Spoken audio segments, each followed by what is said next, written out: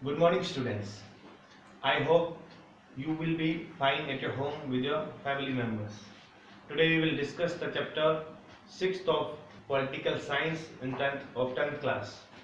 The name of the chapter is Political Parties. Political parties, according to me, this is the most interesting and important chapter of your book. The political parties. First of all, we will discuss the meaning and definition of political parties. A political party, an organized group of peoples. सबसे पहले देखो group of peoples.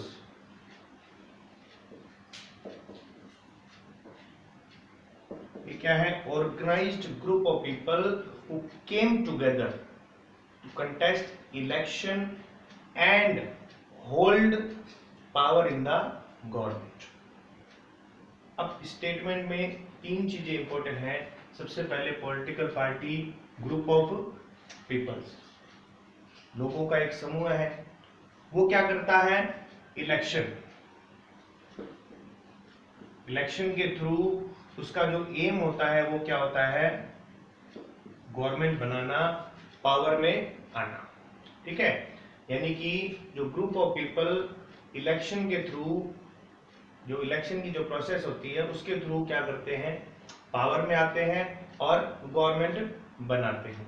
तो जो political party का जो लक्ष्य है वो होता है पावर में आना, गवर्नमेंट बनाना. लेकिन सभी पार्टी गवर्नमेंट नहीं बना सकती, इसलिए जो पार्टी इलेक्शन में विनर रहती है उनकी सरकार बनती है, गवर्नमेंट बनती है. बाकी क्या होता है? बाकी ऑपोजिशन पार्टीज कहलाती है.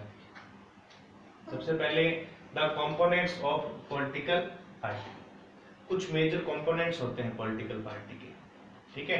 तो तीन तरह के हैं. सबसे पहला है द लीडर्स.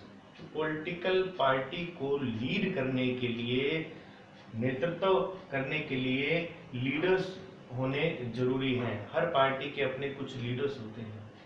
फॉर एग्जांपल जैसे बीजेपी पार्टी है, उसके नरेंद्र मोदी हो गए, अमित शाह हो गए और राजनाथ सिंह हो गए. कांग्रेस पार्टी है, उसके भी अपने लीडर्स हैं, सोनिया गांधी, राहुल गांधी, है ना. तो पहला लीडर्स. ये लीडर्स क्या करते हैं? कमांड देते हैं. दूसरा हो गया था एक्टिव मेंबर्स. ठीक है.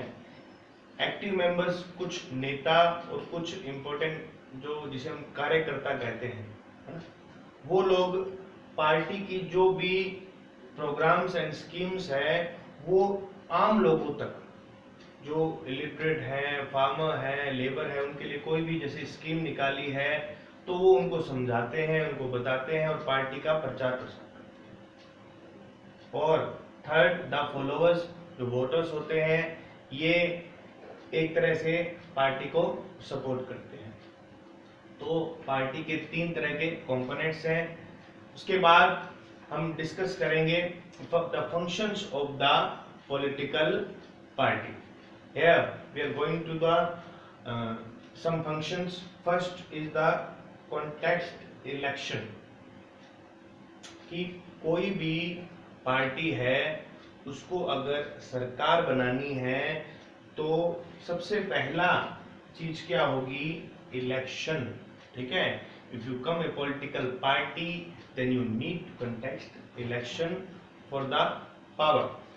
अब इलेक्शन के थ्रू पार्टी क्या आती है? अपनी क्या बनाती है? गवर्नमेंट बनाती है.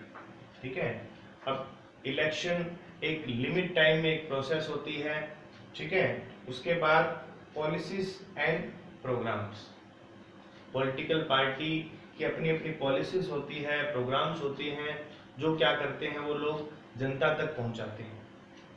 जैसे कांग्रेस ने मनरेगा, बीजेपी का स्वच्छता अभियान, इस तरह की जो प्रोग्राम्स होते हैं और पॉलिसीज जो पॉलिटिकल पार्टी बनाती है और इलेक्शन में कैंपेन के थ्रू भी वो क्या करते हैं? उसका प्रचार प्रसार करते हैं. उसके जो भी फायदे हैं उनके बारे में वो बताते हैं. उसके बाद आता है मेकिंग लॉ. बिल्कुल जो भी कोई भी पॉलिटिकल पार्टी है वो अपने पार्लियामेंट में जब वो लीडर जो रिप्रेजेंट करते हैं, जो विनर होते हैं, वो पॉलिटिकल पार्टी के साथ, जिस पॉलिटिकल पार्टी को मेजोरिटी है, जिसकी गवर्नमेंट है, वो कुछ अपने एक लॉ बनाती है, बिल पास करते हैं, जिसे हम आम भाषा में कहते हैं कानून बनाते हैं। तो ये भी एक इम्पोर्टेंट फंक्शन है एक पॉलिटिकल पार्टी का। उसके बाद रन द गवर्नमेंट, कि पॉलिटिकल पार्टी जो होती है वो गवर्नमेंट को चलाती है, उसके ऊपर ये जिम्मेदारी होती है, रिस्पॉन्सिबिलिटीज होती है कि वो गवर्नमेंट को रन करे। इसके लिए वो ये कार्य अपने मंत्री जो होते हैं, मिनिस्टर जो होते हैं, उनमें भी बांट देती है, डिस्ट्रीब्यूट करती है। उसके बाद नेक्स्ट है the role of opposition party. जो पार्टी इलेक्शन में विनर रहती है वो गवर्नमेंट बनाती है, वो सत्ता पक्ष में होती है, और जो पार्टी इसमें हार जाती है उसके जो रिप्रेजेंटेटिव होते हैं, जिसके पास मेजोरिटी नहीं होती, वो ऑपोजिशन पार्टी कहलाती है। ठीक है। हाँ, the role of opposition party. तो इसीलिए जो ऑपोजिशन पार्टी होती है वो कहीं ना कहीं क्रिटिसाइज करती है गवर्नमेंट अगर सही तरह से काम नहीं कर रही, गवर्नमेंट की कोई भी स्कीम जिसका फायदा लोगों तक नहीं पहुंच पा रहा, तो वो कहीं ना कहीं गवर्नमेंट के प्रोग्राम और पॉलिसीज को क्रिटिसाइज कर सकती है, उनसे सवाल जवाब कर सकती है, और उनका जवाब देना ये एक गवर्नमेंट का दायित्व बनता है, अधिकार होता है। तो इम्पोर्टेंट फंक्शन सबसे पहले इलेक्शन, उसके बाद जैसे ही इलेक्शन होता है तो पार्टी क्या करती है, इलेक्शन के अंदर पॉलिसीज और प्रोग्राम बताती है, उनकी घोषणाएं करती है। जैसे हमने देखा होगा दिल्ली में जैसे अभी इलेक्शन हुए थे तो फ्री बिजली, पानी, इस तरह के जो भी स्कीम्स होती है वो बताती है, आगे के प्रोग्राम्स बताते हैं। उसके बाद लो, कानून बनाना, उसके बाद गवर्नमेंट को रन करना, और जो की पार्टी हार गई वो क्या होती है, पार्टी ऑपोजिशन में जाती है। तो ये है पॉलिटिकल पार्टी के मेन फंक्शंस। तो स्टूडेंट्स, अलग अलग देशों में अलग अलग पार्टी सिस्टम है। जैसे कि टोटल वर्ल्ड की बात करें तो मेजर 3 तरह के पार्टी सिस्टम है। सबसे पहला है one party system. One party, जैसे कि नाम से ही पता चल रहा है कि उसमें क्या है, सिर्फ एक ही पार्टी हो।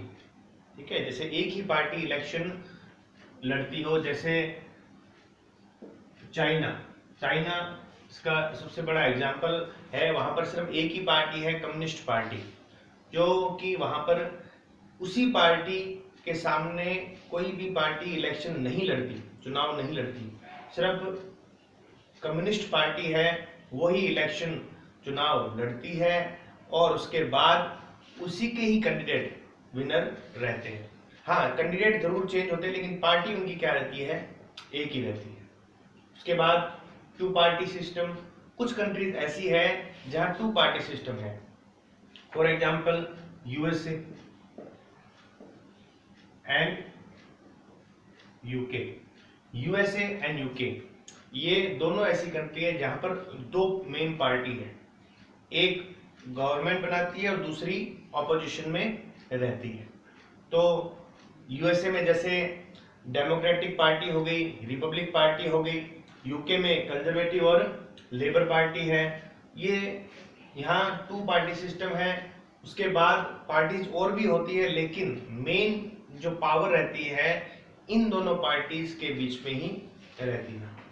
थर्ड है मल्टी पार्टी सिस्टम। इसका एक बहुत बड़ा एग्जांपल है इंडिया।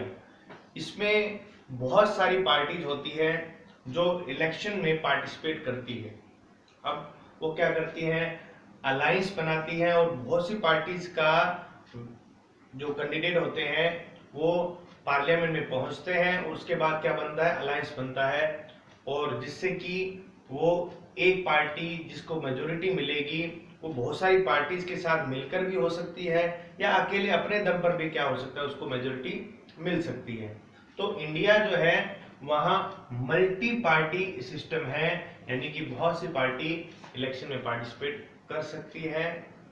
हमारे पास इसमें चॉइसेस बहुत ज़्यादा होती है। जो कैंडिडेट होते हैं, वोटर होते हैं, उसके पास बहुत सारे चॉइसेस होती है कि किस कैंडिडेट को वो वोट करें। ठीक है, तो ये है, सबसे पहले हमने कंपोनेंट्स देखे, उसके बाद फंक्शंस देखे और पार्टी सिस्टम देखा।